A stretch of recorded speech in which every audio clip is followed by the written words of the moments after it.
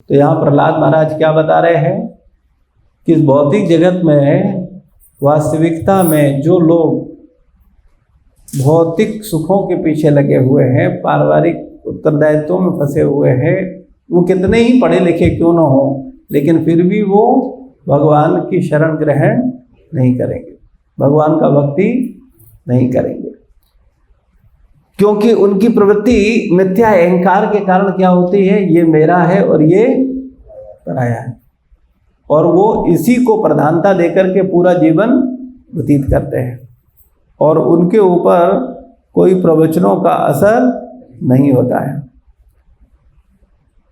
जैसे प्रभुपाद जी बड़े कड़वे शब्दों में यहाँ बोल रहे हैं, प्रहलाद महाराज भी हमको समझा रहे हैं कि जैसे वो क्या हो, कुत्ते बिल्ली हो। जैसे कुत्ते बिल्ली क्यों बोला गया कि वो अशिक्षित होते हैं, उन्हें कोई शिक्षा नहीं होती, और हम लोग शिक्षा लेते हैं, लेकिन शिक्षा लेने के बाद फिर भी हमारी मानसिकता वही रहती है जो कुत्ते बिल्लियों की होती है। हम यहाँ बोल रहे हैं शिक्षा में अग्रणी लगने वाले व्यक्तियों में भी ये विचार पाए जाते हैं, इसीलिए वे आध्यात्मिक ज्ञान को ग्रहण नहीं कर सकते। जो भी व्यक्ति ऐसी मानसिकता में रहेगा वो आध्यात्मिक ज्ञान को कभी ग्रहण नहीं कर पाएगा, क्योंकि आध्यात्मिक ज्ञान को ग्रहण करने के लिए ये बहुत आवश्यक है कि हम ये जानें कि हम शरीर नहीं आत्मा है। जब तक किसी को, और ये बात पशुओं को समझाई नहीं जा सकती, ये केवल और केवल कौन समझ सकता है, मनुष्य। और हम बोलते हैं कि हम मनुष्य हैं, लेकिन शरीर से हम मनुष्य हैं, मानसिकता से हम कुत्ते बिल्ली के समान हैं। तो हम सब लोगों को इस पर विचार करना चाहिए कि जिस प्रकार से कुत्ते बिल्ली आहार निद्रा भय मैथुन में ही लगे रहते हैं, इसी प्रकार से हम कितनी ही शिक्षा क्यों न ले लें, हमारे जीवन का भी लक्ष्य ये 4 कार्य ही बने रहते हैं, और हम इन 4 कार्यों को ही प्रधानता देते हैं। कितना भी समझाया जाए, कितना भी सुने, कितना भी पढ़ें, लेकिन हम मानने को तैयार नहीं हैं।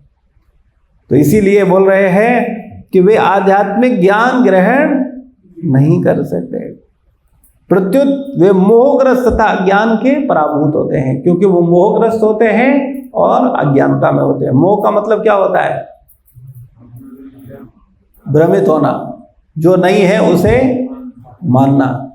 और ये हम लोग भ्रमित क्यों होते हैं, हाँ, अज्ञानता बस। और सबसे बड़ा अज्ञान क्या है, हाँ, मैं शरीर हूँ, बिल्कुल सही, यही समस्या है। अगर ये बात हमें समझ आ जाए कि हम शरीर नहीं, हम आत्मा हैं, तो फिर हम ज्ञानी बन जाएंगे, इतना ज्ञान होते ही। लेकिन ये बोलने और सुनने से काम नहीं चलेगा।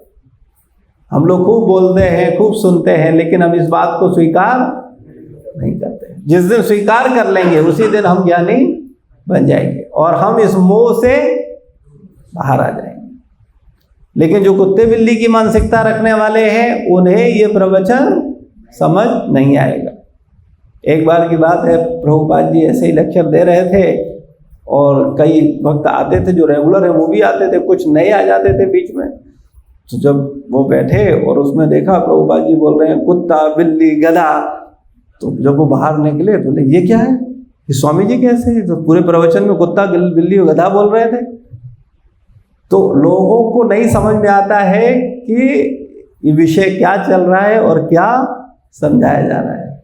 कई बार हम नैतिक शब्दों पर बड़ा ध्यान देते हैं, लेकिन हम उस भावना पर ध्यान नहीं देते, उस पीड़ा पर ध्यान नहीं देते जो संतों के हृदय में मानवता को लेकर के होती है, उनके जीवन में आने वाले कष्टों की चिंता को लेकर के होती है। क्योंकि हम लोग इस बात को समझते हैं, हम सब लोग अपनी अपनी बुद्धि से सुखी होने के लिए भरकस प्रयास कर रहे हैं। हम में से कोई व्यक्ति ऐसा नहीं है जो दुखी होने के लिए दिन रात कठोर परिश्रम कर रहा हो, लेकिन सुखी कभी नहीं होंगे जब तक हम सही मानसिकता को स्वीकार नहीं करेंगे। लेकिन हम लोग मानना नहीं चाहते। हम समझते भी हैं कि हाँ बात तो सही है, लेकिन फिर हमारे अनर्थ, हमारे संस्कार जो अनंत जन्मों से हम करते आए हैं, जिस अनंत जन्मों से भावना में बने रहे हैं, उसी भावना में हम पुनः आ जाते हैं। तो हम सब लोगों को बहुत ही गंभीरता पूर्वक ये विचार करना चाहिए कि कितने दिन के लिए हम लोग इस संसार में हैं, कितने दिन के लिए? जब पूछो तो हम सब बोल देते हैं क्या, कुछ पता नहीं है, अगले पल का कोई भरोसा नहीं है। लेकिन ये बात हम बोलते हैं, इस बात को स्वीकार नहीं करते। हम कभी भी इस संसार से जाएंगे और कोई भी हमारे साथ नहीं जाएगा। हमारे साथ क्या जाएंगे? हमारे कर्म जाएंगे। और उनसे क्या डिसाइड होगा? हमारा आने वाला भविष्य। और अपने भविष्य को सुधारने के लिए हम दिन रात पाप कर रहे हैं। तो जो पाप कर रहे हैं उससे भविष्य सुधरता है या भविष्य अंधकार में जाता है?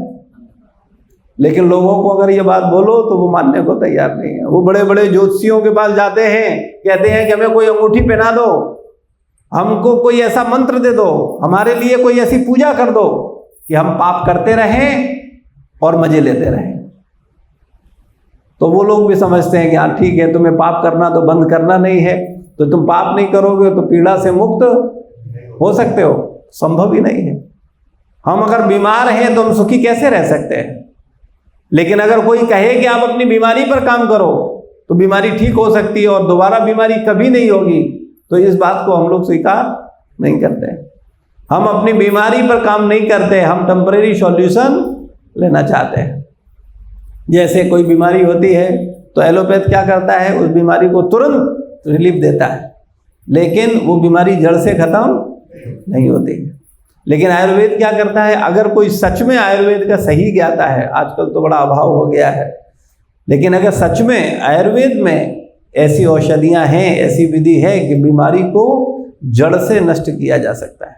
इसी प्रकार से ये जो मानसिक बीमारी है, मानसिक रोग है, इनसे दूर होने के लिए भी आध्यात्म की शरण लेकर के हम सदा सदा के लिए इन बीमारियों से मुक्त हो सकते हैं।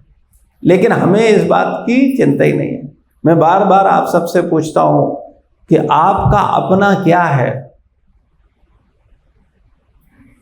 क्या आपका अपना है जिसे आप बोल सकते हो ये मेरा है?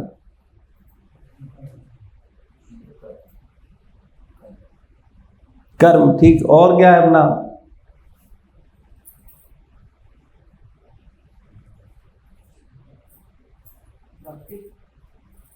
ठीक है। और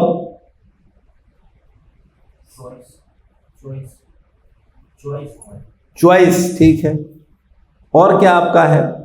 अच्छा प्रश्न है, अच्छा आंसर है चॉइस, कि हम डिसीजन लें, हम भगवान की सेवा करेंगे या संसार की सेवा करेंगे। ठीक है, चॉइस अपना है। और क्या है? वो तो हो गया। और क्या अपना है? सेवा, भक्ति, ठीक है। और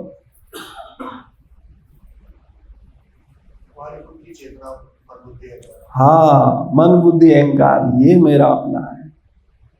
मैं यही आंसर सुनना चाहता था। आप सब सही बोल रहे हो, लेकिन मूल चीज क्या है? ये मेरा अपना है। ये शरीर छूट जाएगा, पत्नी छूट जाएगी, बच्चा छूट जाएगा, घर छूट जाएगा, धन छूट जाएगा, लेकिन ये मेरा मन बुद्धि अहंकार ये तब तक नहीं छूटेगा जब तक भगवान के धाम नहीं चले जाएंगे, तब तक ये नहीं छूटेगा। और हम लोग इस मन बुद्धि अहंकार पर कोई काम नहीं करते ईमानदारी से। ये मन बुद्धि अहंकार को पवित्र करके हम इस जीवन में भी मौज ले सकते हैं और इस संसार को छोड़ करके आने वाले जीवन में भले ही आप मुक्त न भी हो, क्योंकि जब मुक्त हो जाओगे तो मन बुद्धि अहंकार नष्ट हो जाएगा, लेकिन ये नहीं भी हो मुक्त, तब भी अगर आपने मन बुद्धि अहंकार को शुद्ध कर लिया तो जिस मात्रा में आपने शुद्ध किया है उतना मात्रा में आपने अपना आने वाला भविष्य अच्छा कर लिया। आप देखते हो सही मानसिकता के लोग ही सही मानसिकता के लोगों के बीच में बैठ पाते हैं, सेवा कर पाते हैं। जो गलत मानसिकता रखते हैं वो ज़्यादा दिन तक सही मानसिकता वाले लोगों के साथ टिक नहीं करते हैं। वो अपने सारे षड्यंत्र करेंगे और वो दिखाने की कोशिश करते हैं कि वो बहुत सही हैं, लेकिन उनका असली रंग सामने आ ही जाता है। तो इसलिए हम सब लोगों को ये समझना चाहिए कि जो लोग सही भावना में हैं, हमें उन्हीं लोगों का संग करना चाहिए। जो लोग अपने मन बुद्धि अहंकार पर काम कर रहे हैं, हमें उनका संग करना चाहिए। हमें ये नहीं सोचना चाहिए हाँ ये भी धोती कुर्ता पहने हैं, ये भी तिलक लगाए हैं, ये भी भक्त हैं। निश्चित रूप से भक्त हैं, हमें उन्हें आदर देना चाहिए, लेकिन उनका संग नहीं करना चाहिए। संग केवल उनका करना चाहिए जो वास्तविकता में अपने मन बुद्धि अहंकार पर कार्य करके भगवान और गुरु की ईमानदारी से शरण ले रहे हैं और उनके बातों को गंभीरता पूर्वक अपने जीवन में पालन कर रहे हैं। जो लोग ऐसा करेंगे वो बहुत तीव्रता से अपने इसी जीवन में आनंद लेते हुए अपने को शुद्ध करके भगवत धाम वापस चले जाएंगे।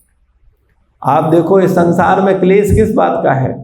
मैं बड़ा सीधी सीधी बात बताता हूँ, अगर किसी को इतनी सीधी बात समझ में आ जाए तो वो सदा सदा के लिए इस संसार में भी आनंद में रह सकता है और संसार छोड़ के भी भगवत धाम जा सकता है। भगवान ने बोला हमारे प्रतिनिधि कौन कौन हैं? गुरु माता पिता, है ना, ये हमारे प्रतिनिधि है।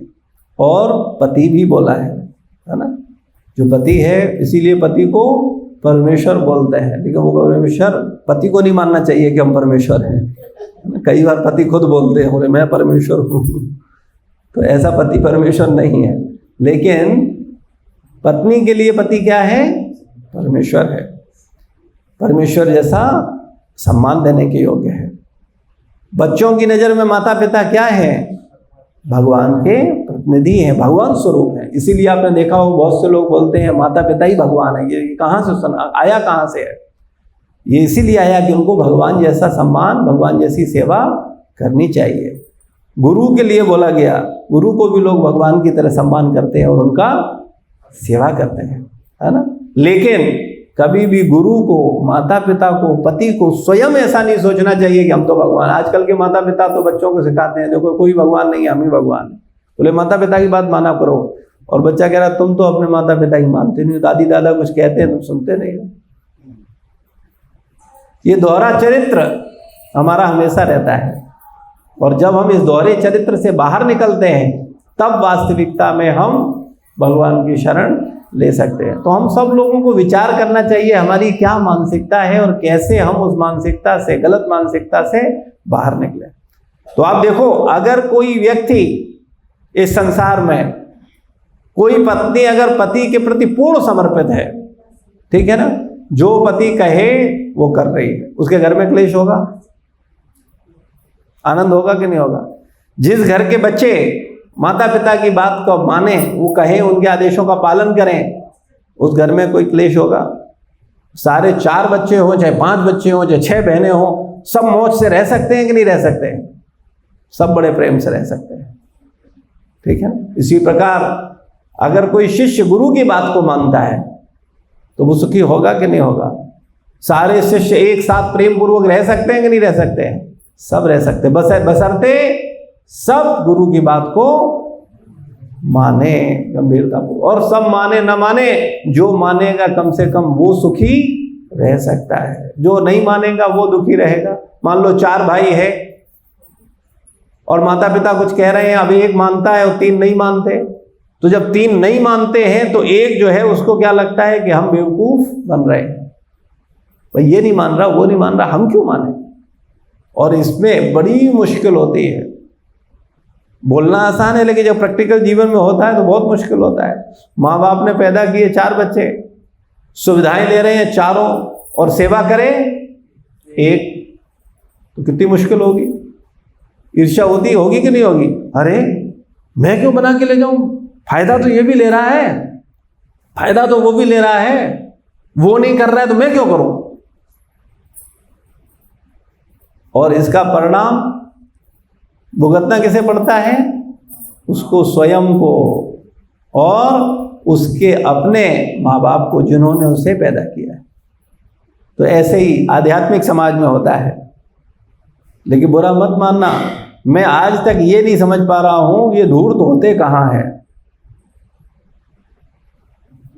ईमानदारी बताओ, हम लोग अपने आप को अच्छा शिष्य मानते हैं या धूर्त शिष्य मानते हैं? ईमानदारी से बोल रहे हो, हृदय से बोल रहे हो? आप अपने आप को अच्छा पुत्र मानते हो या धूर्त पुत्र मानते हो? आप अपने आप को अच्छी पत्नी मानते हो या धूर्त पत्नी मानते हो? आप विचार करो। आपका जीवन है, आपका जीवन आपको जीना है। और धूर्तों के समाज में कभी शांति नहीं हो सकती। और धूर्त अपेक्षा भी न रखें कि उन्हें भगवत धाम जैसी कोई चीज मिलने वाली है। वो अपनी धूर्तता के कारण केवल इस भौतिक जगत में क्लेश ही करेंगे, होशियारी चालाकियों षड्यंत्रों में फंसे रहेंगे और अंतोगत्वा छटपटा करके रह जाएंगे कि मेरे हाथ तो कुछ भी नहीं लगा। तो इसलिए हम लोगों को धूर्तता से बाहर निकलने का प्रयास करना चाहिए, इससे हमारा कल्याण होगा।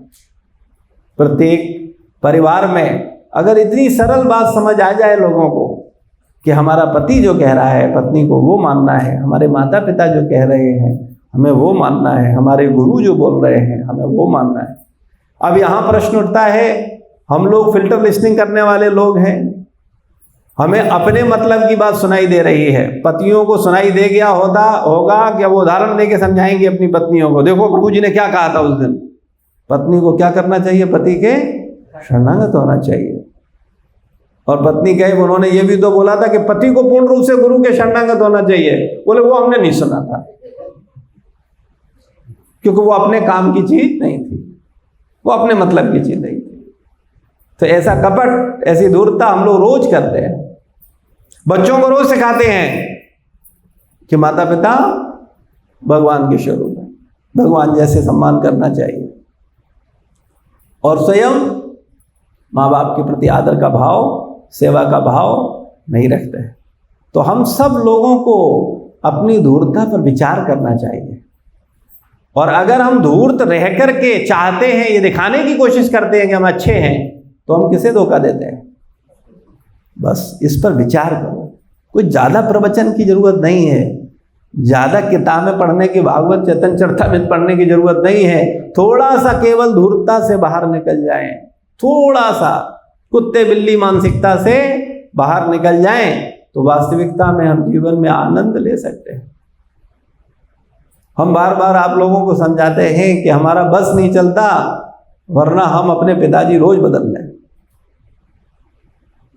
लेकिन समाज में बड़ी बदनामी हो जाएगी। लोग क्या कहेंगे? पत्नियों का बस नहीं चलता, वरना वो पति रोज बदल लें। और शिष्यों का कई बार बस चल जाता है, फिलॉसफी में फंस करके वो तुरंत गुरु चेंज कर लेते हैं और दूसरों को समझाते हैं, अरे ऐसा थोड़ी, ऐसा है, अरे इस तरह, ऐसा देखो ये है, ये बात नहीं वो बात है। और उद्देश्य एक ही है, जैसे वो पत्नी दूसरा पति चेंज करना चाहती है, ऐसे जो पुत्र अपने बाप चेंज करना चाहता है, इसी प्रकार के तथाकथित धूर्त शिष्य, जो शिष्य के नाम पर कलंक हैं, ऐसे लोग क्या करते हैं, उन सिद्धांतों से अपने को हटा देते हैं। लेकिन वो किसी का और का हित नहीं करते, उन विचारों को जीवन में केवल और केवल और केवल क्लेश प्राप्त होता है और कुछ नहीं मिलता है, कुछ उनके हाथ नहीं लगता है।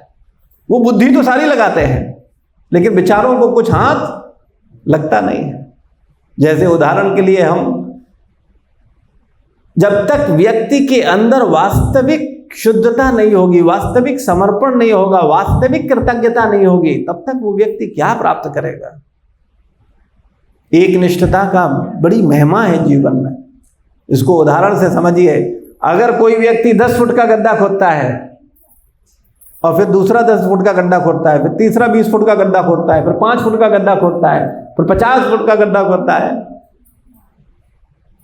क्या उसको पीने को पानी मिलेगा?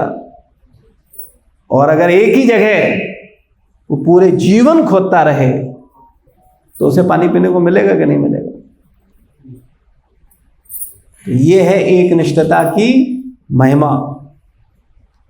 आदर, रिस्पेक्ट हमें सबको करना है, सबको आदर देना है, लेकिन आदेशों का पालन एक निष्ठता से करना है।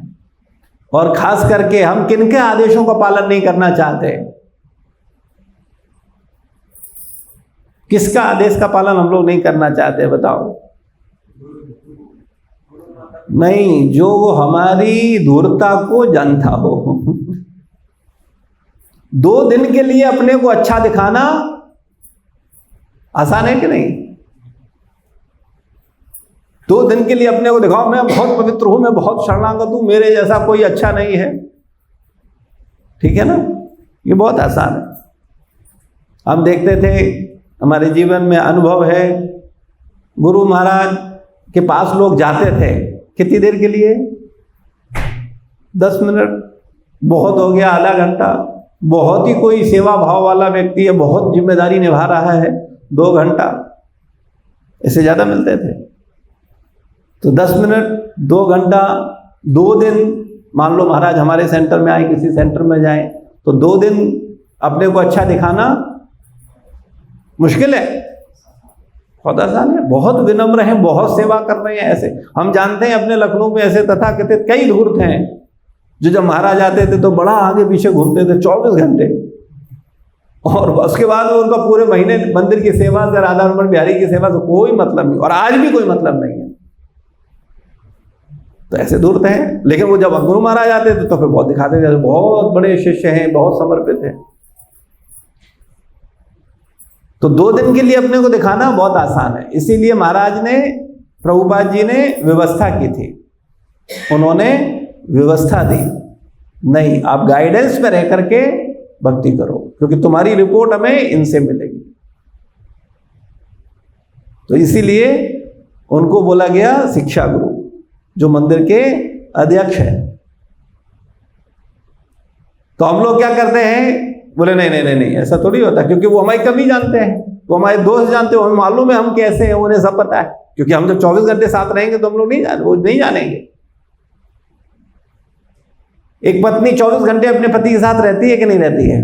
वो पति के सारे गुण और दोष जानती है कि नहीं जानती है?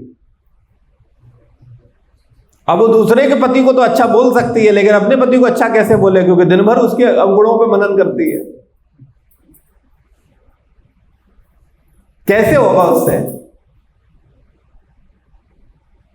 एक बच्चा 24 घंटे माँ बाप के साथ रह रहा है, और माँ बाप के साथ रह करके क्या कर रहा है? वो माँ बाप के गुणों पे ध्यान नहीं दे रहा है, उनके अवगुणों पे ध्यान दे रहा है। तो बेचारा कैसे गुणगान करे अपने माँ बाप का? वो तो गुणगान दूसरों का ही करेगा। वो कहेगा देखो उसके बाप अच्छे हैं, उसकी माँ अच्छी है, उसके पिताजी अच्छे हैं। अब अपने कैसे अच्छे कहें? क्योंकि दिन भर तो उसके मन में बुराई का चिंतन चल रहा है। और वो एहसान फरामोश ये भूल जाता है कि उसको पैदा करने वाला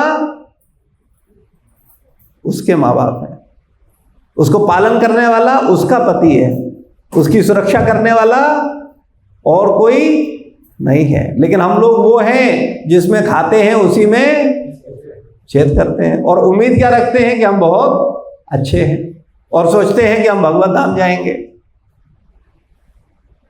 तो कहां तक बोला जाए? मैं बार बार आप लोगों को एक बात बोलता हूं, आप लोग सब बहुत अच्छे हो, लेकिन आप में से किसी के भी मन अच्छे नहीं है। बस ये बात अगर तुम्हें समझ आ जाए तो हम अपने मन पर काम करना शुरू कर दें। और मैं आपको एक बात बता दूं, इतिहास गवाह है, पुराण गवाह है,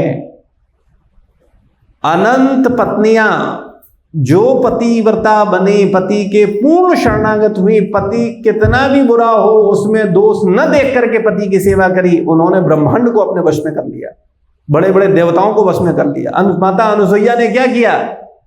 ब्रह्मा विष्णु महेश को बालक बना दिया। अब मूर्खों धूर्तों को नहीं समझा सकते आप, उनको समझ में नहीं आएगी फिलॉसफी, क्योंकि वो धूर्त हैं, उन्हें नहीं समझना है। कितने उदाहरण हैं, आप पढ़ो, पुराण पढ़ो, अपने शास्त्र पढ़ो, उनमें लिखा हुआ है। कितने पुत्र ऐसे हैं जिन्होंने माता पिता के प्रति समर्पित होकर के भगवान को अपने बस में कर लिया, भगवान को वेट करवा दिया, नहीं मिलेंगे अभी हम माता पिता की सेवा में, आप इंतजार करो, नहीं मिलेंगे जाकर। और कितने शिष्य जिन्होंने गुरु की सेवा के लिए भगवान को उपेक्षा कर दी। तो ऐसे लोगों पर भगवत कृपा होती है, ना कि हम जैसे धूर्तों पर। मैं अक्सर पूछता हूं कि सब अच्छे हैं तो धूर्त कौन है? मैं यहां हम भले ही कहें हम धूर्त हैं, लेकिन जब 4 भक्त मिलकर के बात करेंगे तो हम अपने को अच्छा साबित करते हैं या धूर्त साबित करते हैं? और क्या कहते हैं, देखो हम ही अच्छे हैं और सब धूर्त है। तो मैं ढूंढ रहा हूं वो धूर्त है कहां, मुझे मिलता नहीं है कहीं।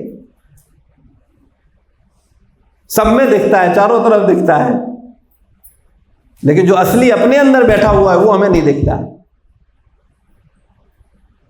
ये हमारी बड़ी परेशानी है। अगर हम देखो, बहुत बहुत मुश्किल नहीं, कई बार लोग बोलते बोले आप तो कुछ नहीं प्रभु जी, कुछ संसार में रखा नहीं है, सब बात समझ में आ गई है, अब हम वृंदावन धाम में बस जाएंगे जाकर के। बोले भजन करेंगे चुपचाप, और रामचरितमानस की चौपाई पढ़ेंगे, अब मैं भजन करूं दिन राति। ठीक है, अच्छा भाव है, अच्छा चिंतन है, धाम में जाना चाहिए। किस लिए? एक पत्नी के लिए पति के चरण ही धाम है, एक पुत्र के लिए माता पिता के चरण ही धाम है, एक शिष्य के लिए गुरु के चरण ही धाम है। लेकिन ये मानसिकता नहीं होगी तो धाम में जाकर के भी वो पॉलिटिक्स करेगा, राजनीति करेगा, और उसे धाम का भी सुख मिलने वाला नहीं। इन पे विचार करो शांति से, और फिर सोचना कि हाँ क्या सिद्धांत दिए जा रहे हैं, और इन बातों को शास्त्रों के आधार पर, गुरुजनों के आधार पर, गुरु साधु शास्त्र के आधार पर थोड़ा परखना, क्या ये बात सही है? और अगर सही है तो तुम किस मानसिकता में कार्य कर रहे हो, तुम्हें करना क्या है और तुम कर क्या रहे हो। लोग समझते ही नहीं है उनके जीवन का लक्ष्य क्या है। वो भी नाम के पीछे पड़ जाएंगे। बोले आजकल प्रभु जी 3 लाख नाम जप कर रहे हैं। बोले अच्छा, प्रभु जी का कितने दिन चलेगा? बोले जब तक सनक है बस, उसके बाद प्रभु जी कुछ दिन बाद नजर नहीं आएंगे। बोले आजकल प्रभु जी बहुत बड़ी तपस्या कर रहे हैं, उन्होंने सब अन्न वन्न सब छोड़ दिया है। अच्छा, बोले फिर क्या होगा? बोले अब और अहंकारी हो गए हैं कि तुम सबसे ज्यादा श्रेष्ठ हो क्योंकि मैं इतनी तपस्या करता हूं। कुछ भी करें, अगर मेरे चित्त की शुद्धि नहीं हो रही, और चित्त की शुद्धि का मतलब है हम वास्तविकता में शरणागत हो रहे हैं कि नहीं हो रहे, हम किसी की सुन रहे हैं कि नहीं सुन रहे हैं, हम उससे प्रेम कर रहे हैं कि नहीं कर रहे हैं। बकाया सब श्रमेवी केवलम है। तो कहने का तात्पर्य केवल इतना है, इस भौतिक जगत में अगर हम आनंद से रहना चाहते हैं तो हमें भगवान को तो मानना है, लेकिन भगवान से पहले भगवान के प्रतिनिधियों को मानना है। जब हम भगवान के प्रतिनिधियों को भगवान की तरह सम्मान करते हैं, तब भगवान वास्तविकता में हम पे प्रसन्न होते हैं और कहते हैं कि ये कुत्ता बिल्ली की मानसिकता से बाहर निकल गया, ये वास्तविकता में इससे ऊपर उड़ गया। ये कुत्ता बिल्ली की मानसिकता क्या? वो तो शरीर में लगे रहते हैं, शरीर के सुखों में फंसे रहते हैं केवल। कभी किसी कुत्ता बिल्ली को देखा कि बूढ़े माँ बाप की सेवा कर रहा हो? कभी किसी कुतिया को देखा कि मेरे पति परमेश्वर यही हैं बस और कोई नहीं? देखा है आपने कभी?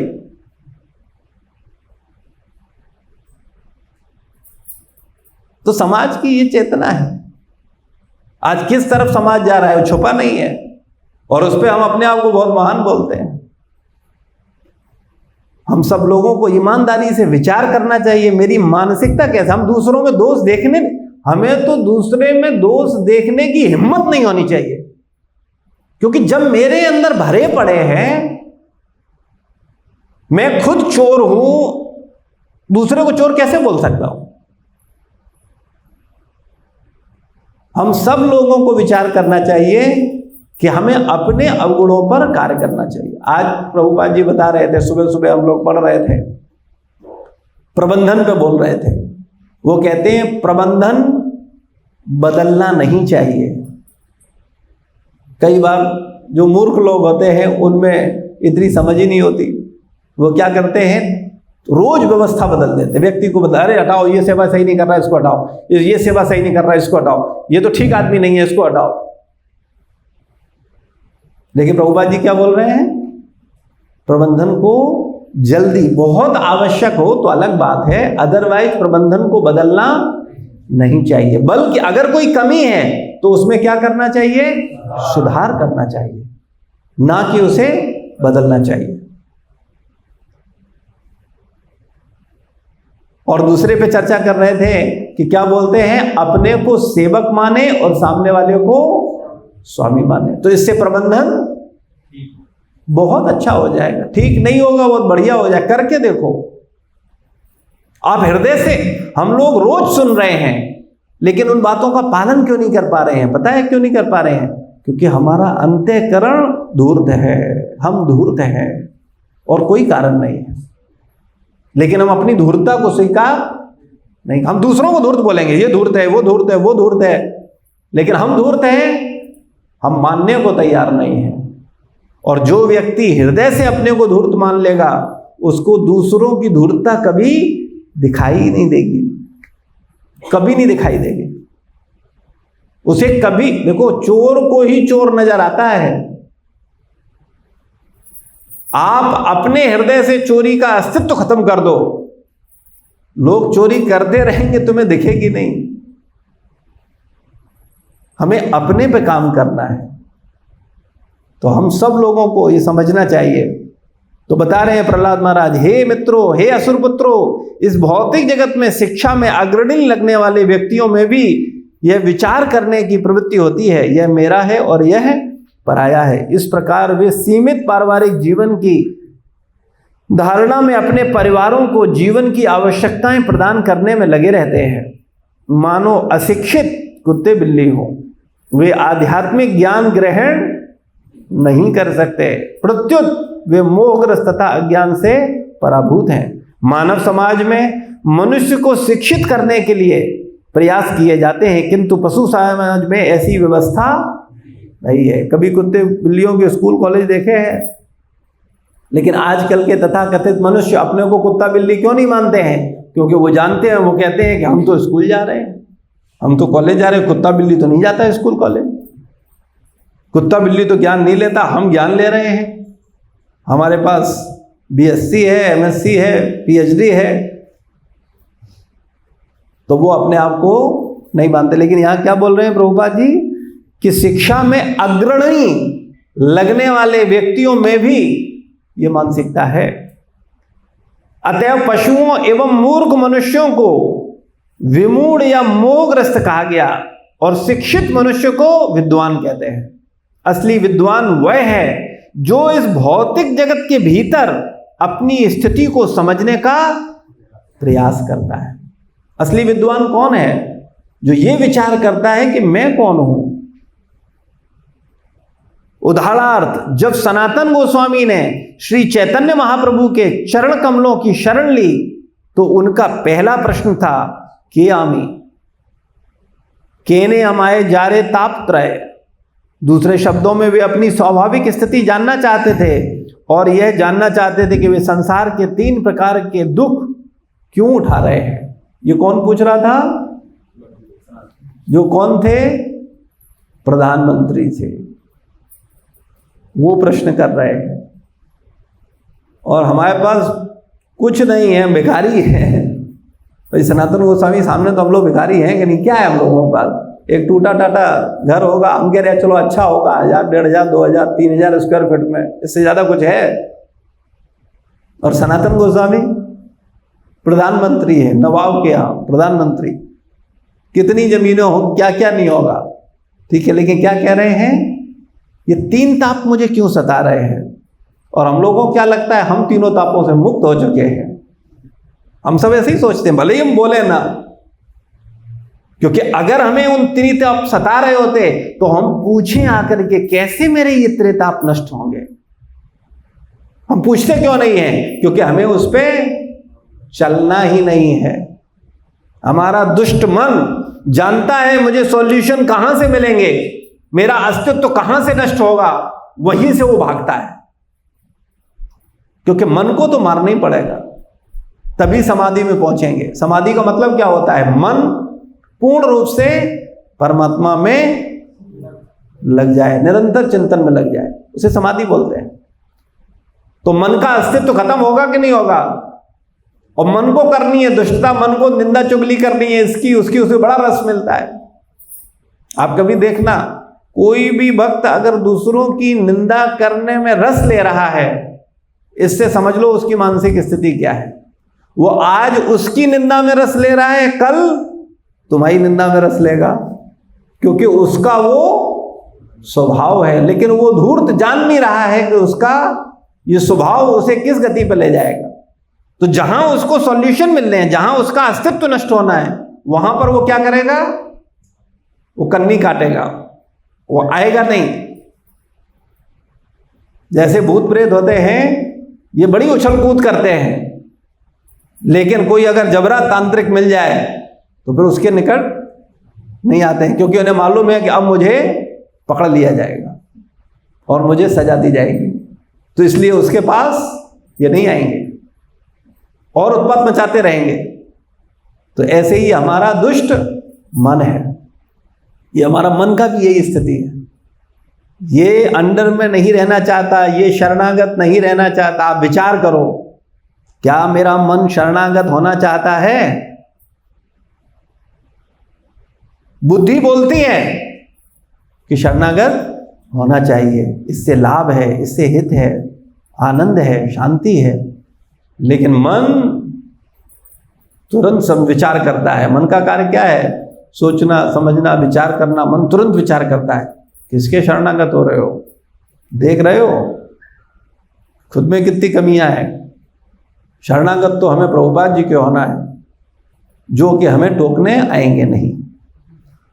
और प्रभुपाद बोल करके हम अपने मतलब के कोड उठा करके और उनका इस्तेमाल करेंगे। Prabhupada said, Prabhupada said, Prabhupada said. और जो सामने बोल रहा है कि तुम्हारी ये गलती, जो दिखा सकता है कि देखो तुम क्या कर रहे हो, तो वहां पर हम बात नहीं करेंगे। बोले नहीं नहीं नहीं नहीं, हम लोग चलो अलग बात करते हैं, चल के साथ में बात नहीं करेंगे। हम 3-4 लोग अलग बैठेंगे, वहां चर्चा करेंगे, फिर एक दूसरे को समझाएंगे, एक दूसरे के अहंकार को पुष्ट करेंगे। लेकिन सत्य को समझने को हम तैयार नहीं है। तो ये हम सबकी धूर्तता है। तो त्रेतापों से बचने के लिए वो प्रयास कर रहे हैं। यदि कोई यह न पूछ करके मैं कौन हूं, मेरे जीवन का लक्ष्य क्या है, कुकरों सुकरों की ही पशुवृत्ति का पालन करे, तो उसकी शिक्षा से क्या लाभ है? जैसा कि पिछले श्लोकों में बताया जा चुका है, जीव अपने सकाम कर्मों द्वारा रेशम के कीट की भांति अपने ही जाल में फंसा रहता है। मूर्ख लोग सामान्यतया इस भौतिक जगत को भोग करने की प्रबल इच्छा के कारण अपने सकाम कर्मों में बंधे हुए हैं। ऐसे लोग समाज, जाति तथा राष्ट्र की ओर आकृष्ट होकर अपना समय गंवाते हैं। अब ये बातें प्रभुपाद जी की अगर आम सभा में बोली जाएं तो लोग बड़े नाराज हो जाएंगे। इतना स्पष्ट क्या कह रहे हैं, क्या बोल रहे हैं? ऐसे लोग जो समाज में, जाति में और राष्ट्र की ओर आकृष्ट होकर अपना समय व्यर्थ गंवाते हैं और मनुष्य जन्म पाकर कोई लाभ नहीं उठाते।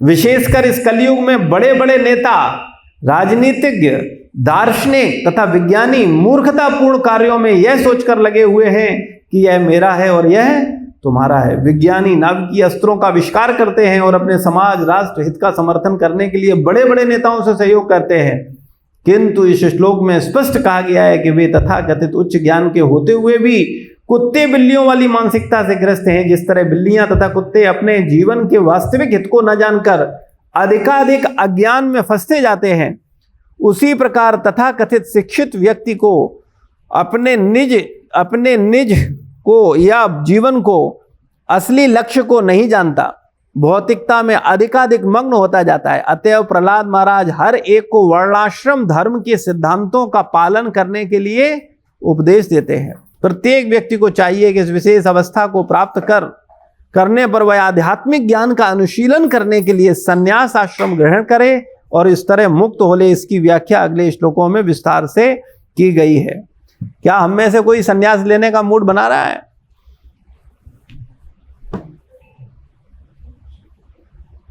बोले हम थोड़े ही बनेंगे, हम काहे के लिए संन्यास बनेंगे, हम क्यों सन्यासी बने? तो हम सबको खैर विचार करना चाहिए। सन्यासी का मतलब यही नहीं है कि आप घर परिवार छोड़ करके डंडा ले लो उससे सन्यासी हो जाओगे। सन्यास एक मानसिकता है, सन्यास एक वृत्ति है जिसको भगवत गीता में भगवान समझा रहे हैं। तो हम सब लोगों को प्रयास करना चाहिए अपने जीवन में जीते जी ये समझने का कि हम शरीर नहीं आत्मा है और हम कभी भी संसार छोड़ के जा सकते हैं।